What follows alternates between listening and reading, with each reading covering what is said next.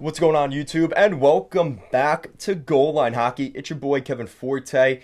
Guys, we're up to 3 videos a day now as we are getting closer to the NHL draft, NHL free agency. A lot of stuff is going on, so make sure if you are not subscribed, make sure to hit that subscribe button down below. All right, so the Edmonton Oilers. This is a very interesting development. Now, we know that Jesse Puljujarvi has been kind of on the outs, to say the least, in Edmonton, but maybe more so than we thought. So this was a really interesting little bit here from a couple different insiders on the latest on Jesse Puljujarvi, the former 4th overall pick of the Edmonton Oilers. So let's get into this. So Chris Johnson said trade talks are heating up on Jesse Puljujarvi. The Senators are a team of interest. I think that's good for the Oilers because they might be able to get a prospect or a draft pick out of Ottawa for Puljujarvi, which I think is something that, again, that's kind of what they're looking for here. A guy that's either cheap or draft capital, right? And this is from D. Nugent Bowman saying Jesse Puljujarvi is clearly on the trading block. The Oilers are not expected to qualify Brendan Perlini either. So Brendan Perlini probably heading out. And we know how that saga kind of went last year. So I think it's just better for him as well. So this is what perked my interest. So this is Jesse Puljujarvi is viewed as a quote-unquote play killer in the Oilers dressing room, per Mark Spector, who is an Oilers insider. He has played his last game as an Edmonton Oiler. Now that's the big hit piece of today's video. Play killer is Jesse Puljujarvi's tag. And when you get something like that in your locker room, that never ends well and always ends in a trade. Now, I think it's bad news that came out because the Oilers are going to lose a little bit of leverage here. But kind of going along with that, the Oilers want a player that can help them now in exchange for Puljujarvi, and that's from Daniel Nugent Bowman. This was from Ken Holland. He said that he's not going to give Jesse Puljujarvi away. So don't expect a sweetheart deal here for a 3rd-round pick and a 4th-round pick and call it a day. No. Holland knows this is a good hockey player. He just hasn't worked out with us. He's a top 4, he's a 4th overall draft pick not that long ago. He's going to go to a team and he's going to succeed more than likely. And I think that the Oilers, Holland is going to be kicking himself if he trades him for a 3rd-round pick. And I don't think that's not going to happen. So it's going to be interesting to see what the value of Jesse Puljujarvi is on the market. I don't think the Oilers have as much say as they'd like to believe.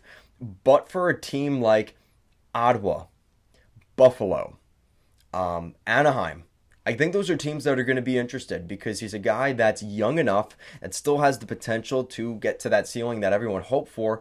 And worst case, he just doesn't become what you expect. And he's going to get the minutes. He needs to play in the top 6. He needs a chance for one season to play in the top 6.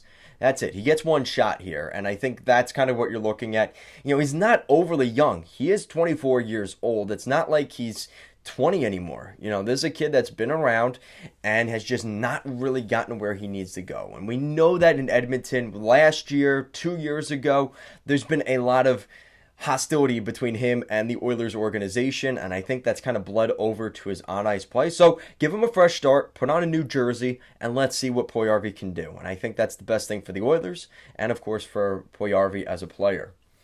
Now, this was another interesting thing. It sounds like the Oilers and Senators are having a lot of talk because from Jim Matheson, he says the Senators and Blue Jackets are 2 teams that could have interest in Zack Kassian. Now, Zack Kassian's contract is $3.2 million per season. He's got 2 years left on that contract. There is no trade clauses attached to that, so it's a deal there. They can trade him to Columbus or Ottawa.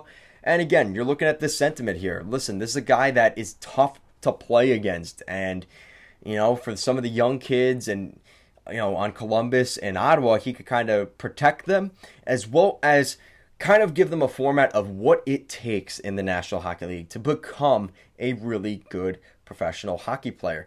And at 31 years old, Kassian's kind of at that point. This is probably his last big ticket contract. And I think the Oilers, again, trying to move cap space here, maybe to bring in a goaltender, and I'll get to that in a second. But I think that is pretty big news there. So this is from Kurt Levens. The chances of Duncan Keith retiring are slim, probably in the 15 to 30% range. This kind of is going off, backing off the heels of Mike Smith retiring. I don't know if I mentioned that yet.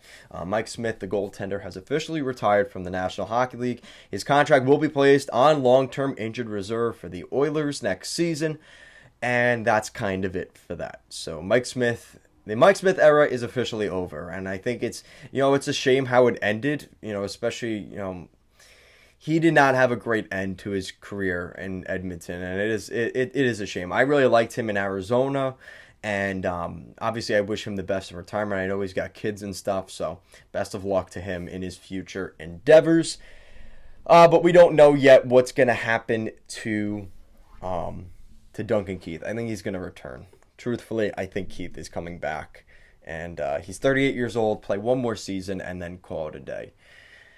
So now comes more positive news for the Oilers. They've been connected to some goaltenders, some pretty big ones, in fact. And this is the first one from per a source. They didn't put the source. The Oilers are interested in goalie Connor Hellebuyck. Now, I think a lot of teams will be interested in Hellebuyck, but then, the Jets will say, okay, well, give us your best players. Give us Yamamoto, Broberg, and a first-round pick. I'm going to guess that's the starting point of a Hellebuyck trade. It's not impossible, but there is a very small goalie market for the Oilers right now because it seems like every goalie that gets linked or is available automatically says, I will not go to Edmonton. Do I need to name off the list of guys? Semyon Varlamov has openly said he won't go to the Oilers. Marc-Andre Fleury, John Gibson, Ville Husso. It's kind of a shame that that's the case, but you get a goalie like Hellebuyck that's maybe interested. And this one is a pretty big one. Jack Campbell. Jack Campbell is a very realistic option here for the Oilers. Mark Spector says he envisions a tandem of Stuart Skinner and Jack Campbell for the Oilers next season. Spector also mentioned that Husso will be an option and that Fleury will not come to Edmonton. I already mentioned that. So maybe Husso is willing to go to the Oilers. I might have to take my word back on that. So there is some interest there.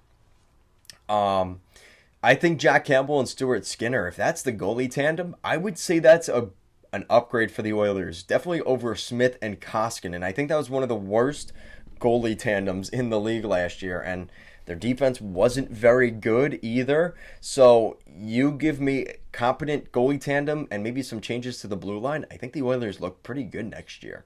Now, obviously, they're far from perfect. They did get to the conference finals this year, so that's not a flash in the pan, but you give me better goaltending and defense with McDavid and Draisaitl playing the way they do, the Oilers are going to be tough to beat next year. Even with the Avalanche and, whoever else comes out of there, I don't know what's going to happen to Calgary. So the Oilers, they might be Canada's best team next year, other than the Leafs maybe in the East. I really think that, you look at the Oilers, what they're bringing back, a lot of these guys are returning. So, again, we haven't gotten much on Evander Kane. It's kind of been up and down. I do think he could return to the Oilers, but I think right now he wants to explore the market at this point. He's a week away from 2 weeks from free agency. He wants to see what's out there, and you can't really knock him for that. So that's it for today's video, guys. Thank you so much for watching, and I'll see you again next time.